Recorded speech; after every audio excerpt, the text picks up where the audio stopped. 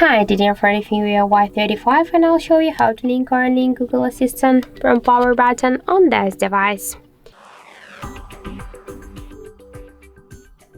So first we should open the settings application and then let's scroll down to the shortcuts and accessibility.